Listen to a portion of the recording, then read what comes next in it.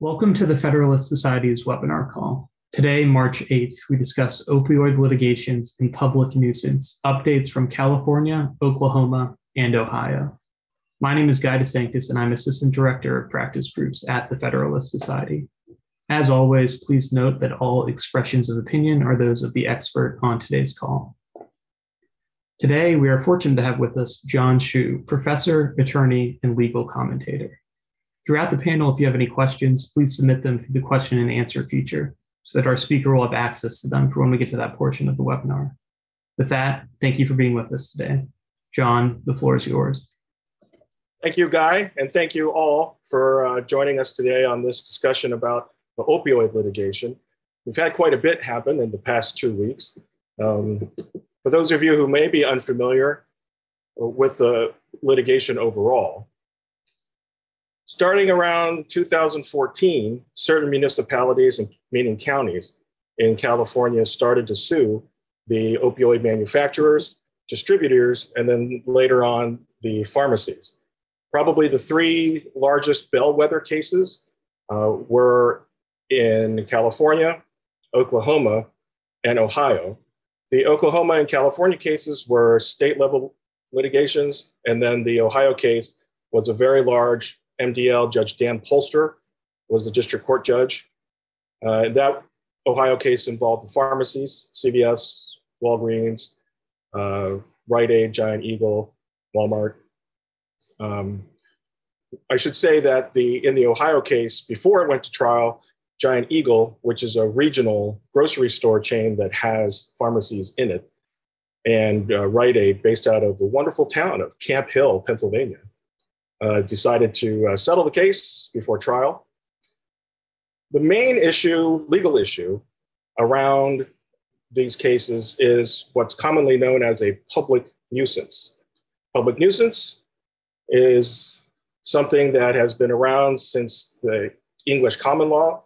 The first time we really have any written record of it in the English common law is around 1536. At that time, public nuisance was something that really, if something was interfering on the king's property, which was essentially almost everything, and it was interfering with the public, that was considered a public nuisance.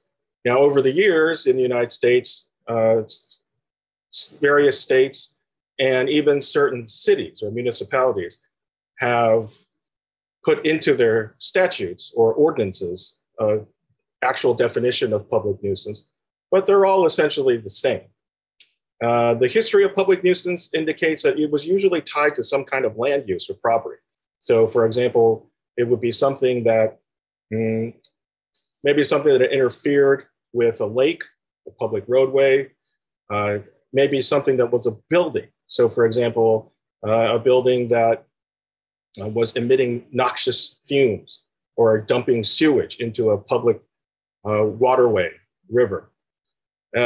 Now, however, starting in around 1998, 1999, like many bad things during the Clinton administration, the fact of the matter is that the tort bar, the plaintiff's bar, began to use and try to stretch public nuisance in ways that really it was never designed to do.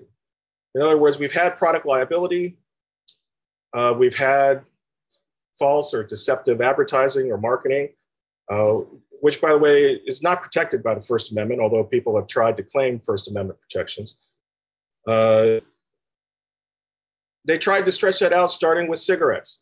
And you may remember from all those years ago during the Clinton administration, you had state attorneys general. Perhaps the most famous of them at the time was Mike Moore from Mississippi, in coordination with the Justice Department. And they settled with tobacco companies. At that time, it was still called Philip Morris, not Altria. Philip Morris, BAT, et cetera, et cetera. It was like a $246 billion settlement, which was the largest in history, and it still is. But over the years, the plaintiff's attorneys have used public nuisance for all kinds of fields. They've used it for lead paint. Not too long ago, in 2018, from a ConAgra versus the people of California, ConAgra filed for certiorari. They petitioned for certiorari because they were found to have been liable for lead paint under a public nuisance theory. That the court denied that petition in 2018. But I think the petitioners at that time, they made it very clear that public nuisance was as a misused and misinterpreted theory of tort was being expanded way beyond for what it should be, and if allowed to stand, would continue to go even further.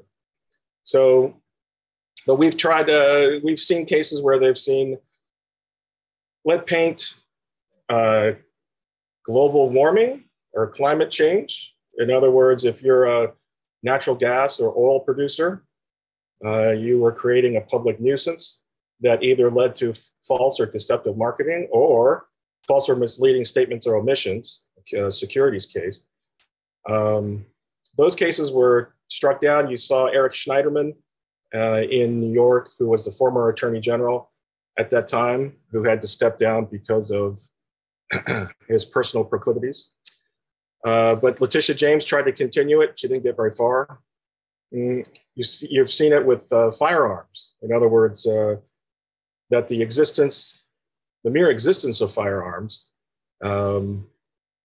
created a public nuisance in the increase in crime, the costs involved with having to help save people who are gunshot victims, costs to police, the society, decrease in property values, et cetera.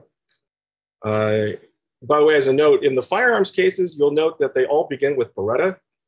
So it would be something like, for example, the city of Cincinnati versus Beretta USA et al.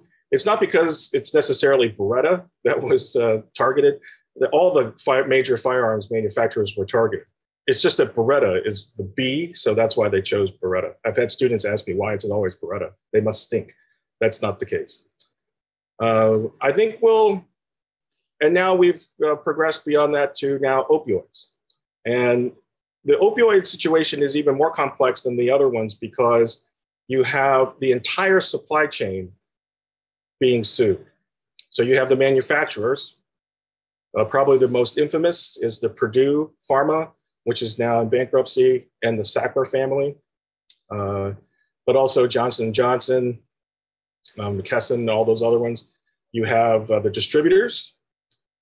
And then most recently in Ohio, you have the pharmacies. So all up and down the supply chain. The one thing that is very similar to the lead paint and the firearms is that the opioid industry is heavily regulated.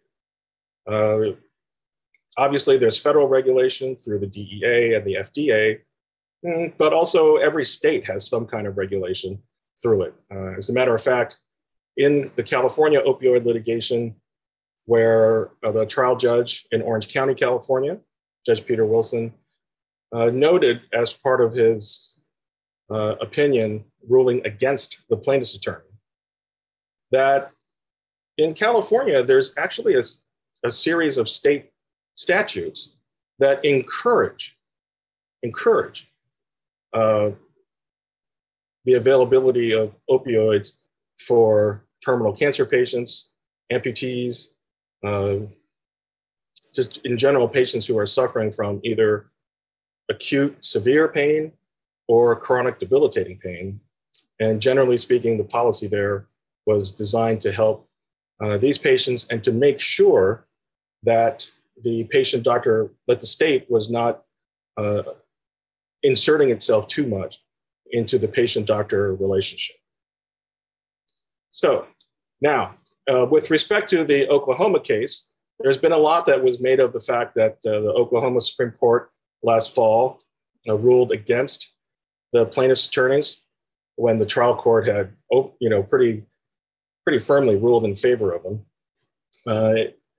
But in the Oklahoma case and several other states, that case has settled. And I don't think all the documents have been signed yet, but starting last year in 2021, the parties came to a term sheet, if you will, of $21 billion. The problem was at that time that the manufacturers wanted understandably, what they called a critical mass of states and municipalities to sign on, such that they wouldn't be then litigating again and again and again. So the final settlement, as reported, was something around $26 billion. And out of that 26, 2.3 reportedly has been set aside specifically for attorneys' fees and costs. And in case anybody thinks that's a lot of money, last year in 2021, at Wachtell Lipton, profits per partner were 7.5 million, and average revenue per lawyer was 3.6 million. But Wachtell is only like 210 attorneys. So a $2.3 billion payday out of one set of cases, that's pretty good. That settlement does not include the settlement with the Native American tribes at approximately 575 million. And it doesn't include individual settlements with individual states. We've seen numbers around 80 million, 75 million, et cetera, et cetera. I should say that in the Oklahoma case, originally, the trial judge had ordered $475 million in damages. The plaintiff's attorneys were not happy with that.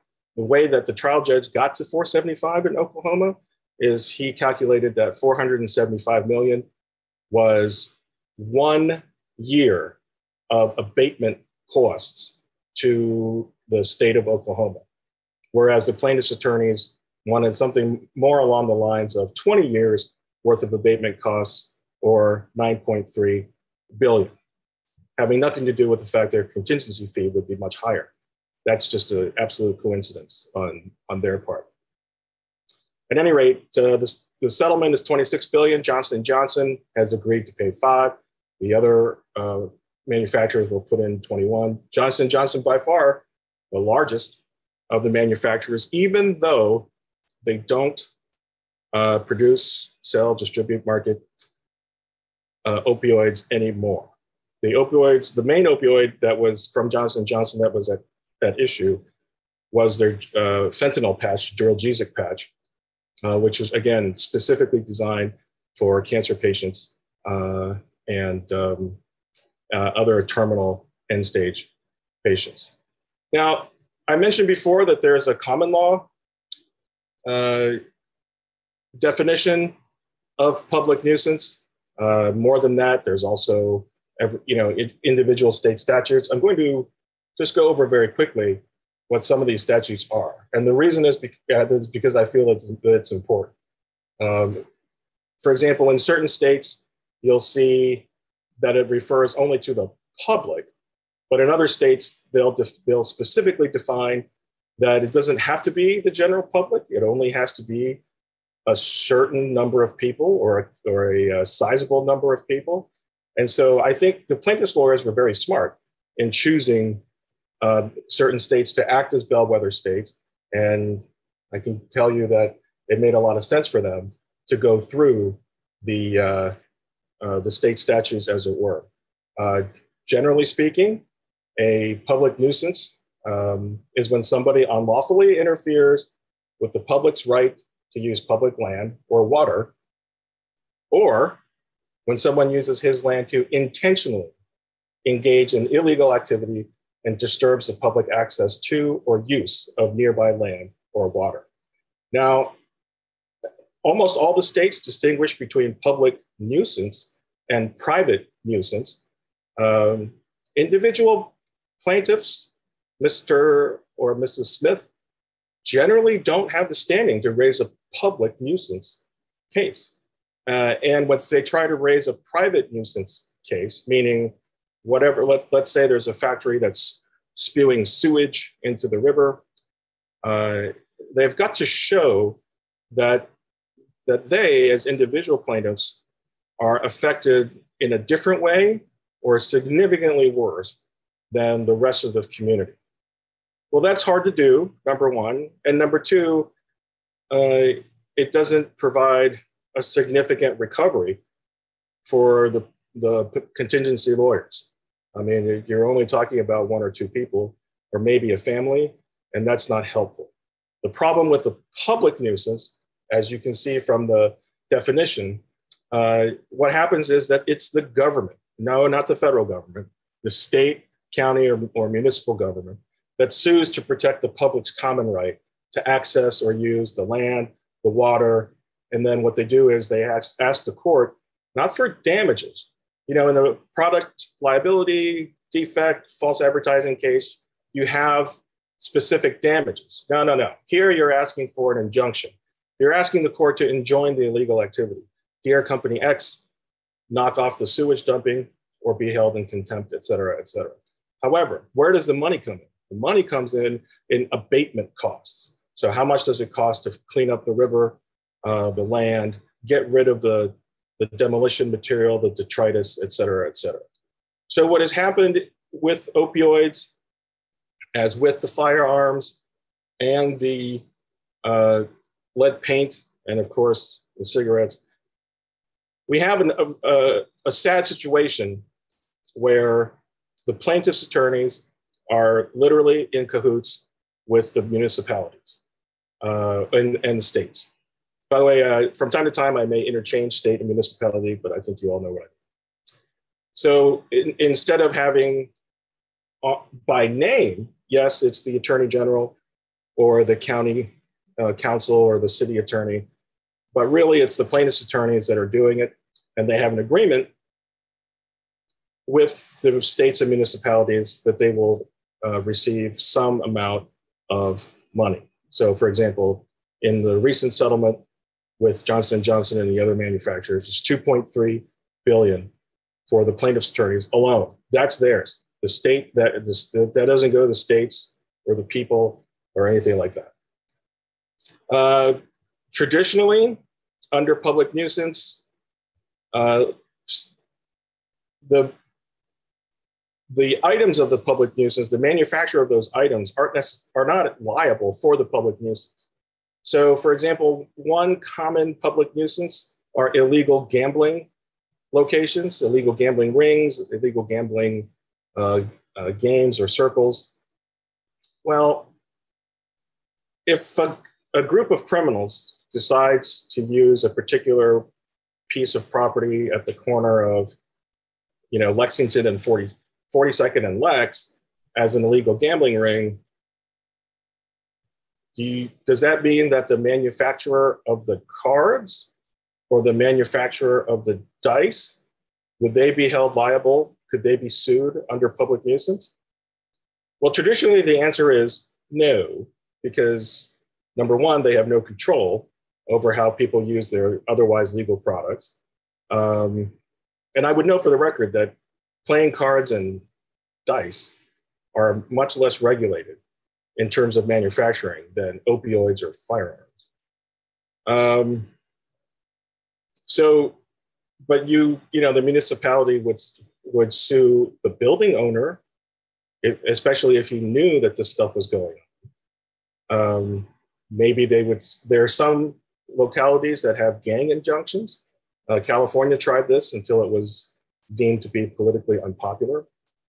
Well, I should say politically popular for everyday citizens, politically unpopular with certain special interest groups. So yeah, you could enjoin the criminal organization, enjoin the gangs, enjoin the players. You could enjoin the players if you could show that they were regular players that were contributing to the public nuisance. But the dice makers or the card makers, how about the company who made the felt tables or the chairs? Couldn't have a gambling ring without them. Or the chips, assuming there were chips. Anyway, so that's one of the problems that I have with extending public nuisance to things like firearms and opioids, because they're both such highly regulated industries at both the federal and the state levels. And not just at the manufacturing point, but the distribution, the sale. And there's also third parties that are involved. With opioids, for example, you can't just go somewhere and buy opioids. They're considered Schedule II drugs. You have to have a prescription. from an actual physician. And so there's a lot of intervening factors between the alleged abuse of opioids and the manufacturer in the context of a public nuisance. So, but a lot of the states and a lot of the attorney generals that got involved, you would think, well, they're Republicans. Some of them might even be Federalists. They should follow an originalist, textualist reading. Yeah, that's not the case. That didn't happen. We've had cases like where Mark Hunter in Oklahoma, probably the most famous, Hunter pushed it pretty hard. And until where he had to resign because of his personal proclivities, he was a real leader in pushing the opioid cases through. So it really isn't a Republican Democrat thing, and it's certainly not a originalist, non-originalist thing. Perhaps it should be, but really it's a money or not money thing. And I suppose from that, you could understand, why there's so much involved. There's so much money that it's really hard for a state to turn it down, and and especially when you have broad statutes. So, for example, in West Virginia, and West Virginia has been hit harder than a lot of states with the opioid crisis. I mean, you talk about the Appalachian states, states like also California, Oklahoma. I mean, in Pennsylvania, Ohio, especially. I mean, there's states all over the union that have been afflicted by opioid overdoses. However, those stats don't really distinguish between opioids that come from prescriptions and opioids that come from either China illegally or over the border illegally. For example, there's a big difference between a prescription opioid like fentanyl versus fentanyl that comes over the border and is made in some laboratory in rural Mexico or rural China or even rural India. Anyway, having said that, here's the West Virginia definition of public nuisance. A public nuisance is anything which annoys or disturbs the free use of one's property or which renders its ordinary use or physical occupation uncomfortable. A nuisance is anything which interferes with the rights of a citizen, either in person, property, the enjoyment of his property or his comfort. And a condition is a nuisance when it clearly appears that enjoyment of property is materially lessened and the physical comfort of person in their homes is materially interfered thereby. Now that's a pretty broad definition, but that's not even the worst of it. I mean, there's definitions where you're just talking about the general comfort of the people. So, for example, in California, which probably has one of the largest or broadest definitions that I've seen, but it's a two-part definition. So California Civil Code 3479, anything which is injurious to health, including but not limited to the illegal sale of controlled substances, or is indecent or offensive to the senses, or an obstruction to the free use of property, so as to interfere with the comfortable enjoyment of life or property, or unlawfully obstructs the free passage or use in the customary manner of any navigable lake, river, bay, stream, canal, basin, or any public park, square, street, or highway is considered a nuisance. And then a public nuisance is one which affects at the same time an entire community or neighborhood or any considerable number of persons. That's the catchphrase that you're looking for, where you don't have to have the whole community or neighborhood affected. Any considerable number of persons. Considerable, by the way, is never defined. I've never seen a state that defines what considerable is. Considerable number of persons, although the extent of the annoyance or damage inflicted upon individuals may be unequal. Well, that's a problem. That's a very broad definition, and it literally says anything. So where do we see this going in the future? In other words, what's the big deal? You know, they settled the case. There's still the Ohio verdict out there. The jury in the Ohio MDL found the remaining pharmacies to be liable for a public nuisance and false and deceptive procedures, marketing, whatever. And I understand the people that are in the defense bar would say, well, you know, Judge Polster made a lot of errors and all this other jazz. Yes, he probably did. Are they reversible? Well, it's dependent on the Sixth Circuit, obviously. But it wouldn't surprise me if the remaining pharmacies came to a decision, especially after the Johnson & Johnson settlement. You know, I don't know. Based on on what's happening in Ohio, I don't know. It may be worth it to sell it once and for all as Rite Aid and Giant Eagle did, because I guarantee you they settled for a lot less than the jury verdict. So that's not unknown. But as I've said, we've seen oil, natural gas, global warming or climate change, guns, lead paint. Well, now you say, well, that's what's left. You know, what's left? You can't do gambling casinos. Why not? Well, because gambling casinos are, number one, heavily regulated. And you say, well, that doesn't matter because firearms and opioids are heavily regulated. Yeah, but you very rarely see public nuisances around the gambling casino. And number two, gambling casinos hire an awful lot of unionized labor. I'm sure that's just a coincidence. So it's unlikely that they'll be sued. I will have to say that I don't see industries like the solar power industry or anything like that being sued by the large plaintiffs firms. But when they say anything, I'd really be fascinated to see, what about piles of masks?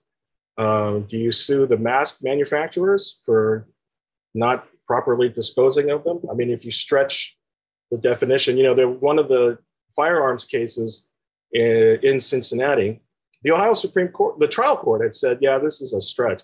But the Ohio Supreme Court said, no, it's enough to go beyond a motion to dismiss. And the firearms company said, yeah, but we're really regulated. Like there's no way that we should be responsible for what a criminal does, or even a group of criminals do with our stuff. We follow the law when we make it, we follow the law when we distribute it, we follow the law when we ship it, and we ensure that the retailers follow the law as well. And they said, yeah, but you didn't follow the law when it comes to deceptive marketing. Well, that deceptive marketing is really a judicial decision, isn't it? It's not a statutory or other decision. And so that becomes a problem. Well, very recently we had employees who sued companies for COVID as a public nuisance. So for example, in Pennsylvania, and in Chicago, we saw employees of McDonald's and Amazon sue for a public nuisance. In other words, they said that that COVID-19 is a public nuisance, and that the company is either remaining open as they were allowed to do as an essential company, or as a failure to take certain steps to protect the workers are a public nuisance. Now, the cases themselves haven't gotten very far. And that's really because the judges have said, well, this is kind of a workers' compensation issue, not really a public nuisance issue. Except that that's kind of how it started also with the lead paint and the cigarettes, which were the first industries to be sued by public nuisance. In other words, in the beginning, the judges were extremely skeptical. They were kind of like, well, this really is a product defect issue or product liability issue, not a public nuisance issue.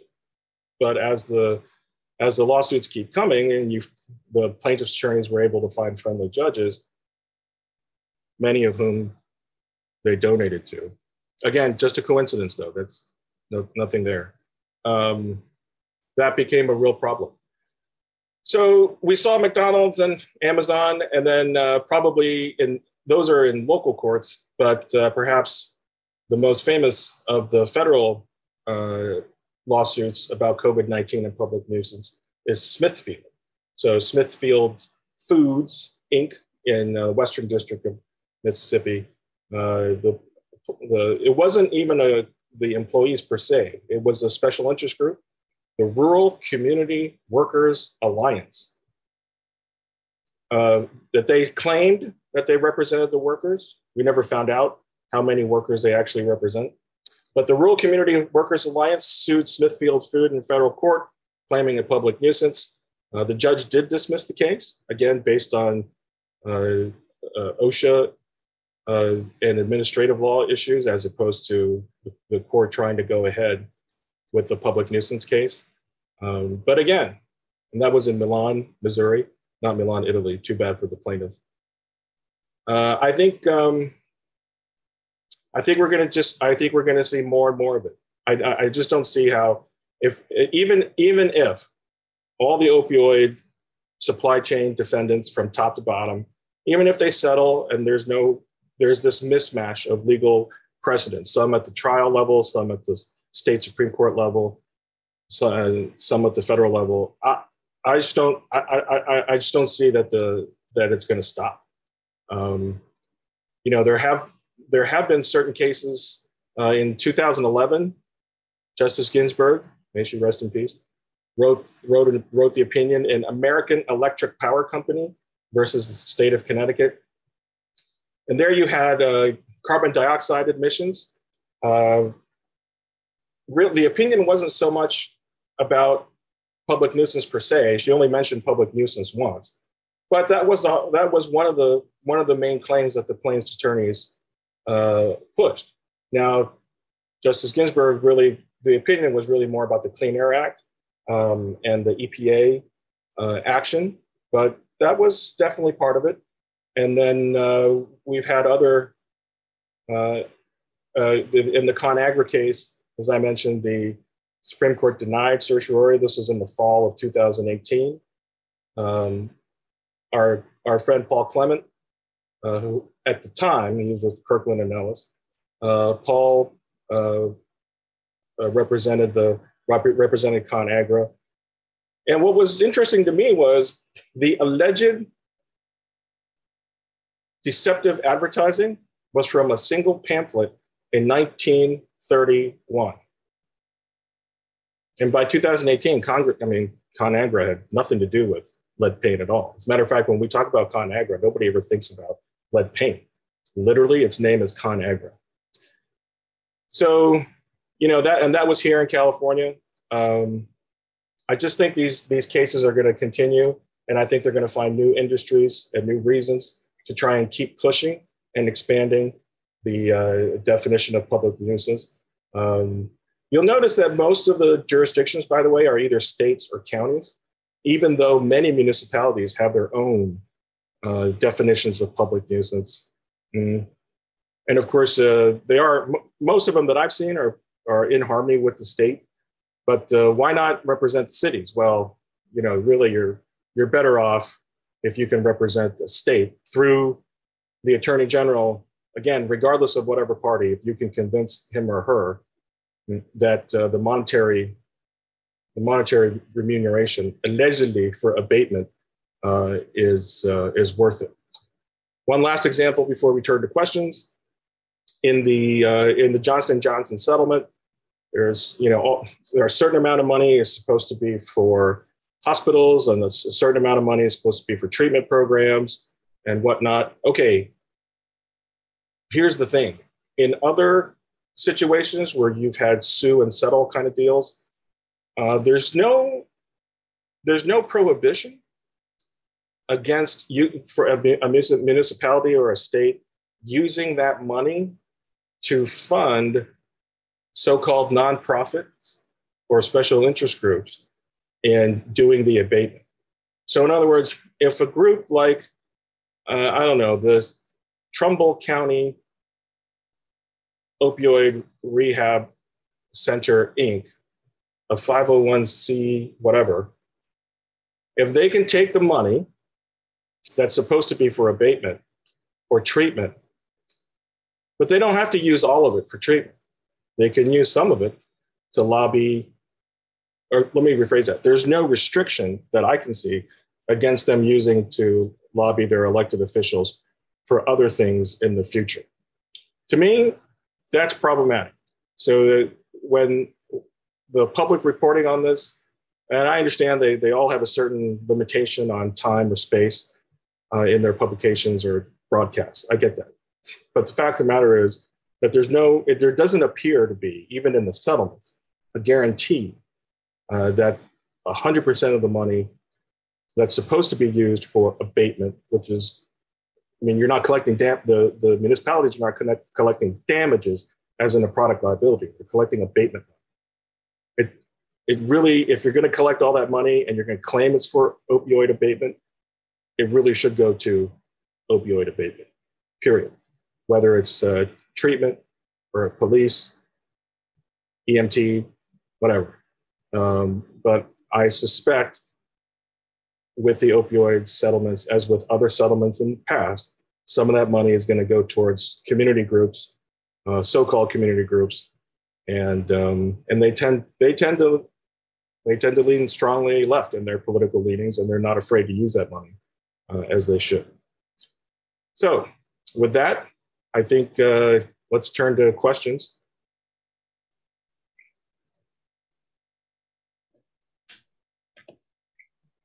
Yes, it looks like we have a few in the Q&A. We have one question.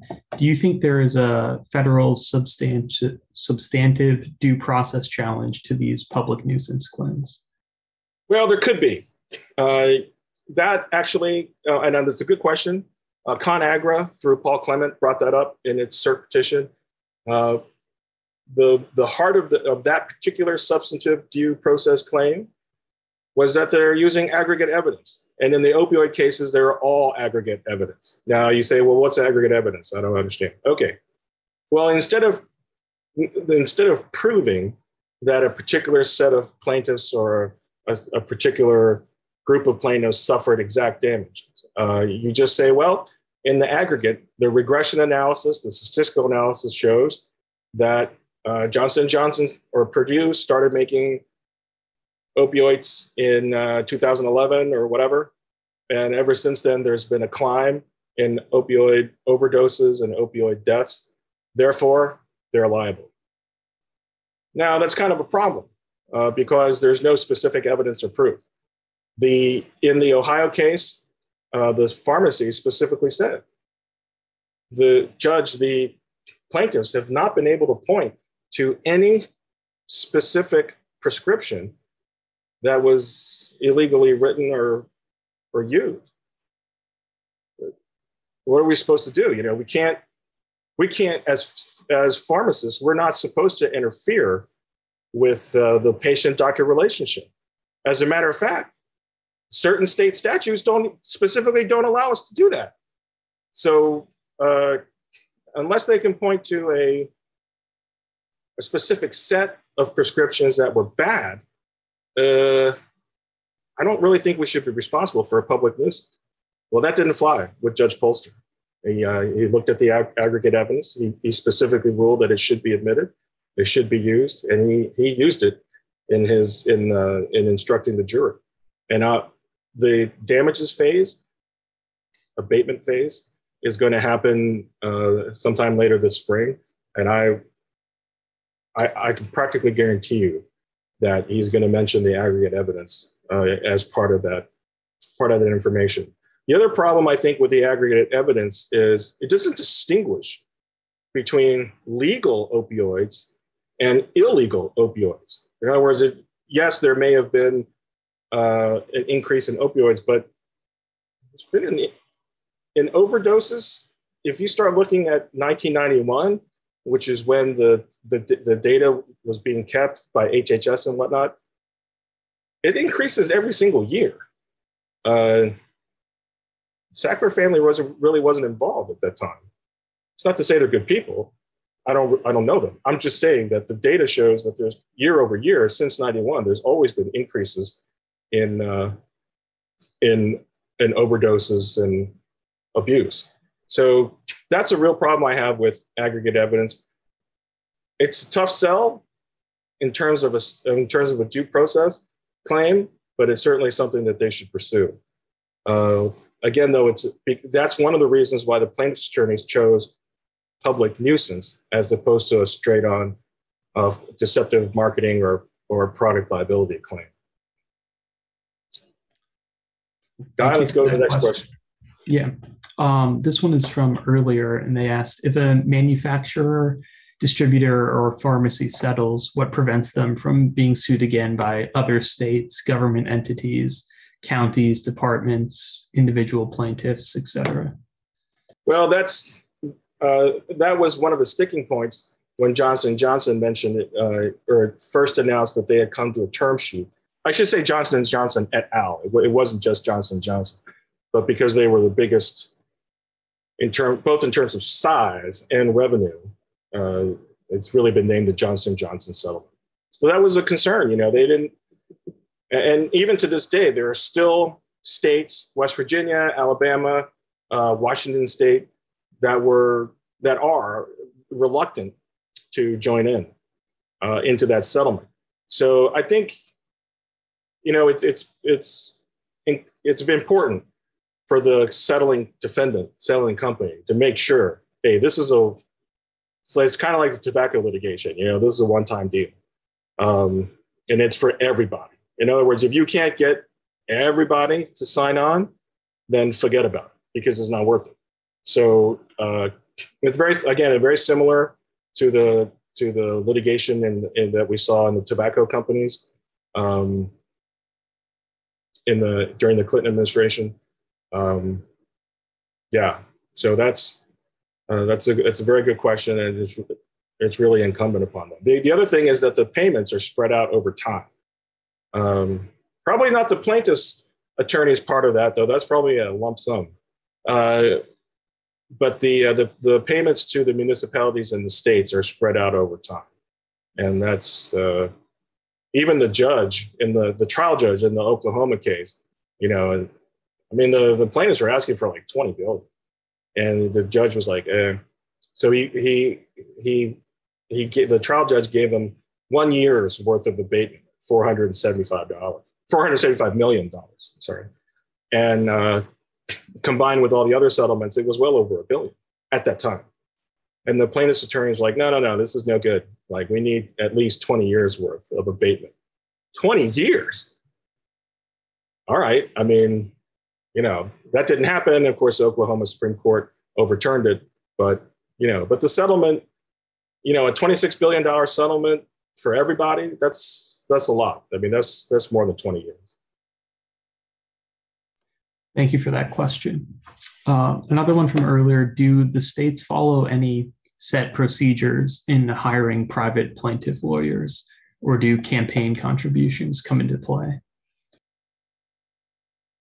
Well, I'm sure that the elected state attorneys general would tell you that campaign contributions from the plaintiff's bar have nothing to do with the decision to hire or not hire a plaintiff's firm in going after a particular industry. Every state has its own procedure. Every state has its own political needs and desires.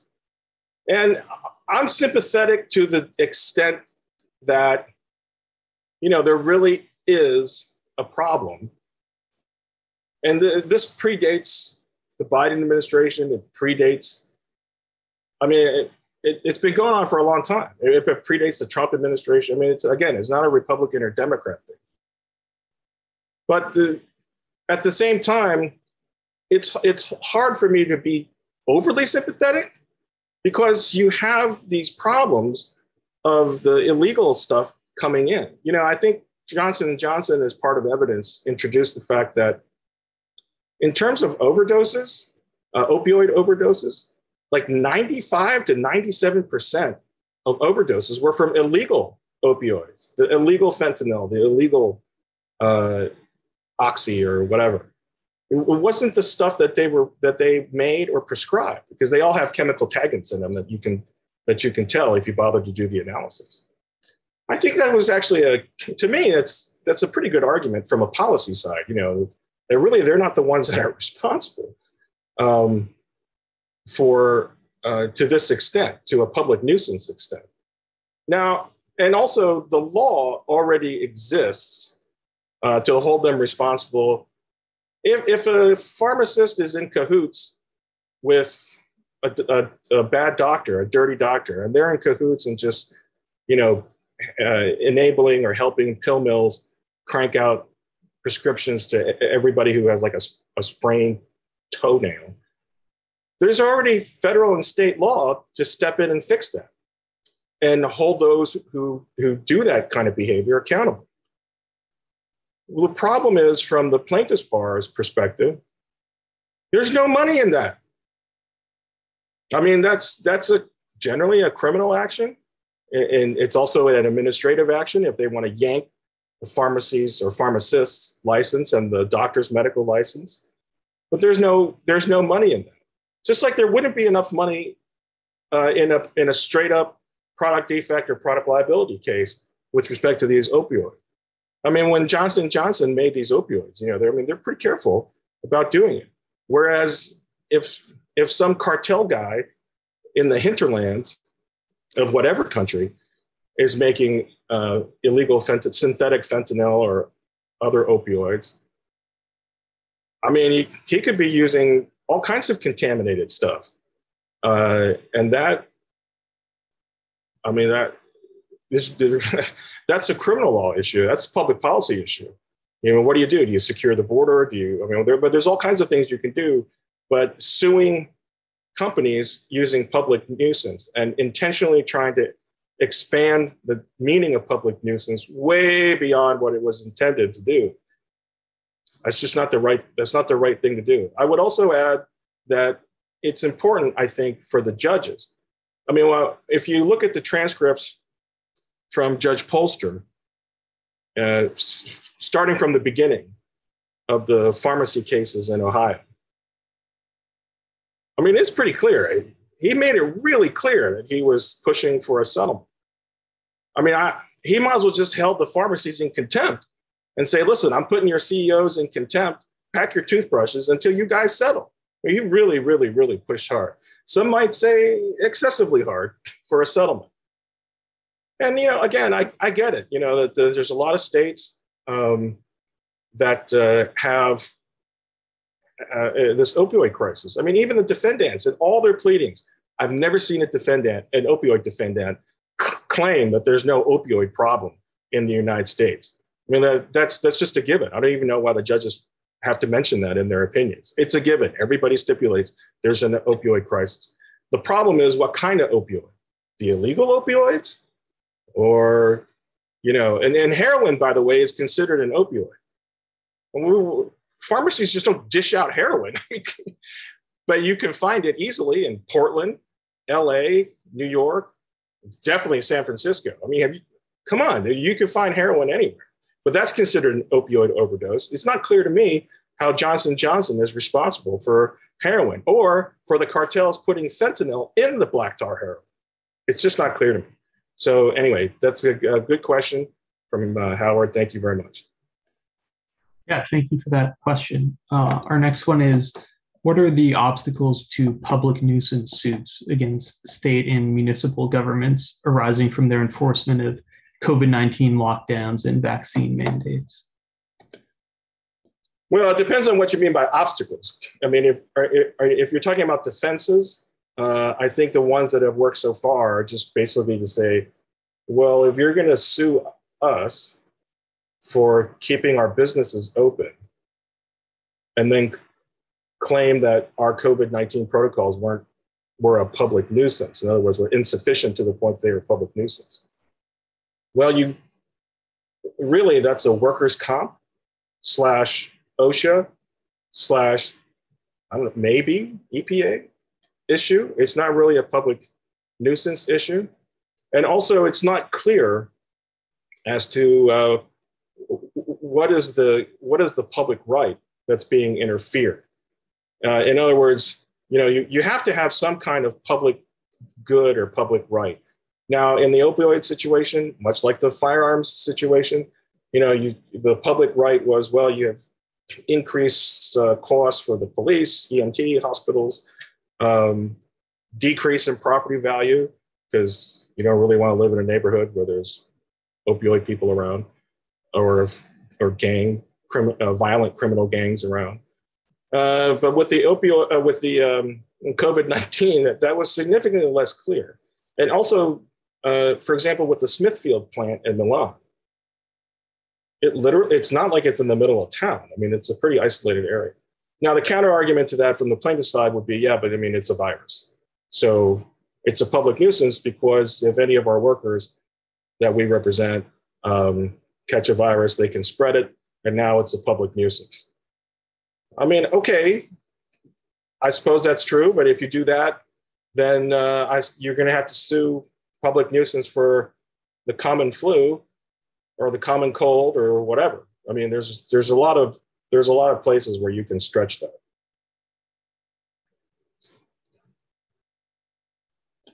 Thank you for that question. The next one is, how does the fact that some states are decriminalizing drug possession affect calling the drug a public nuisance? Yeah, that's, I mean, that's a policy question that really the judiciary is ill-equipped to handle. And there have been some judges in the past on public nuisance suits, not necessarily opioid suits, that have said, this really isn't for the judiciary. And we've had many smart thinkers, John Malcolm from Heritage and myself have said that, that this really is a policy issue that should be addressed by the state legislatures and the governors, not really the judiciary. I mean, that's insane. So, but I would say this, for example, California, I mean, this is a pretty open state when it comes to drugs. I don't mean just marijuana. I mean like pretty much everything.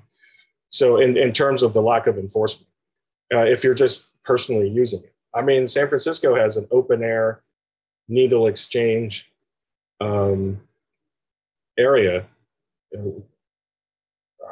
I mean, I don't know what to tell you, but that certainly is not going to affect the municipalities or the plaintiff's attorneys from suing. So I would say the drug legalization, buckets. Thank you for that question as well.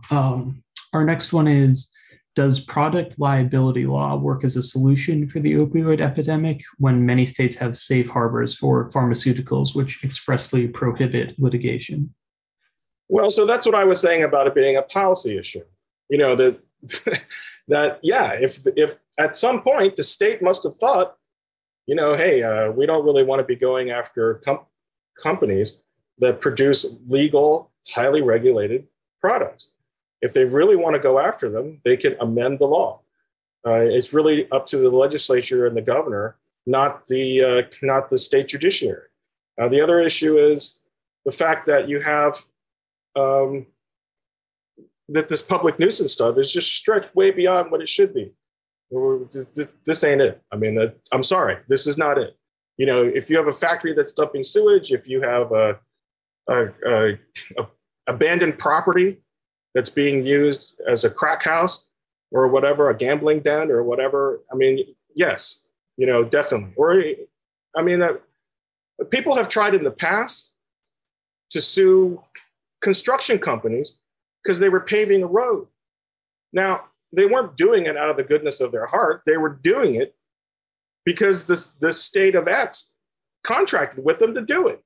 But they sued anyway, based on a public nuisance.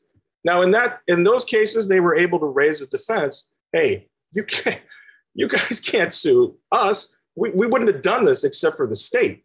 So forget about it. And those cases were dismissed at still significant litigation cost, I might add. Now, certain opioid companies and pharmacies did try to raise it. In other words, we're so heavily regulated that we might as well be considered a state actor. That those arguments didn't fly. I myself am not particularly sympathetic to that argument. Just because you're regulated doesn't mean you're a state actor. But I am sympathetic to the fact that the whole concept of public nuisance has been flipped, because where we are right now, pretty much anything can be a public nuisance. And as I've read to you, there are certain states where it literally says anything. That makes you uncomfortable.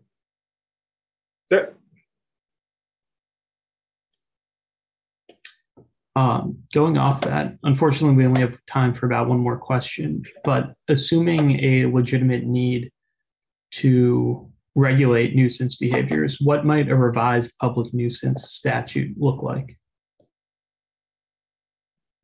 Well, I hope you mean at the state level. But yes, if we're a revised public nuisance statute should just go back to the original understanding and the original meaning. I'm talking about like Edward III meaning of public nuisance, where it's not a way that the plaintiff's attorneys can make an end run around properly pleading a product defect or liability case, or having the proper evidence, submitting the proper evidence, at least enough to survive a motion to dismiss or demur, that the defendants are actually responsible for their behavior. This whole business of aggregate evidence is very dangerous, and it's not. I don't think it's healthy for the legal system, the litigation system. So I think if the states were to make it very clear, one easy way is to tie it to real property. Now, I will say this: the Oklahoma trial judge did say he was afraid to be flipped, which he was anyway. So too bad. But he tried to tie it to real property in the Oklahoma case, Johnson & Johnson case, by saying, yeah, Johnson & Johnson sent their reps to pass out pamphlets and talk to doctors at their offices and their homes in Oklahoma. So there's a real property tie, and therefore that's the public nuisance. That's not, come on, that ain't it. Everybody knows that's not it. So, but I very much appreciate all of you joining us. I hope you all learned something and found it useful and at least moderately amusing. And, but I hope, although I did joke around from time to time, I will say this is a very serious legal issue, the overexpansion of public nuisance. And as we've already seen from the COVID-19 cases, it's going to continue on with different industries and different claims. And I'm concerned that unless there's some serious pushback from the judiciary and also from the state legislatures and governors, that's just going to get worse. But thank you very much. I appreciate it. Thank you. On behalf of the Federalist Society, I want to thank our expert for the benefit of his valuable time and expertise today. And I want to thank our audience for joining and participating. We also welcome listener feedback by email at info@fed-soc.org. As always, keep an eye on our website and your emails for announcements about upcoming teleforum calls and virtual events. Thank you all for joining us today. We are adjourned.